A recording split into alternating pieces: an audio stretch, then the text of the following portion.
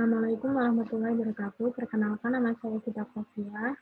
Saya dari kelas Agribisnis 4A Universitas Islam Malang dengan NPM 219103201. Pada bab pengadaan, penarikan, dan seleksi sumber daya manusia, saya mendapatkan tugas dari dosen saya mata kuliah manajemen agribisnis, yakni tugasnya kita diminta untuk mempelajari dan menjelaskan proses sistem rekrutmen PNS secara online. Bagaimana kelebihan dan kekurangannya, serta bagaimana mengatasi kelemahan tersebut sehingga berjalan dengan efektif dan efisien. Untuk pengertiannya sendiri, PNS yakni pegawai yang telah memenuhi syarat yang ditentukan diangkat oleh pejabat yang berwenang dan diserai tugas dalam suatu jabatan negeri dan digaji berdasarkan peraturan perundang-undangan yang berlaku.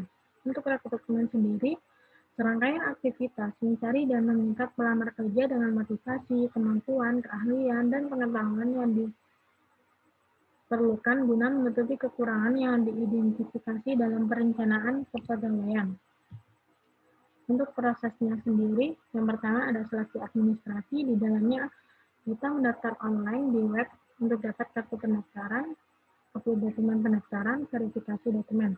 Seleksi selanjutnya kompetisi dasar, kompetisi bidang, integrasi nilai, pengumuman lulus, dan yang terakhir pemberkasan dokumen. Untuk kelebihannya, sistem rekrutmen PNS ini lebih efektif. Bisa diakses kapan saja dan di mana saja, mengurangi biaya, status aplikasi kandidat otomatis terupdate oleh sistem, meningkatkan kualitas pelamar kerja, dan kekurangannya sendiri, koneksi internet. Belum menguasai teknologi, belum tentu akurat, adanya kesenjangan teknologi, keterbatasan akses ke perangkat yang dibutuhkan. Solusi yang pertama. Jadi sebelum seleksi tes PNS, calon PNS harus mempersiapkan betul koneksi di HP maupun laptop itu sudah lancar apa belum, agar tidak mengganggu pada saat seleksi. Yang kedua, mungkin ada beberapa calon yang masih belum mengenal betul mengenai teknologi. Jadi, antara calon PNS satu dengan yang lain harus adanya interaksi membahas tentang bagaimana mendaftarnya hingga tahap terakhir.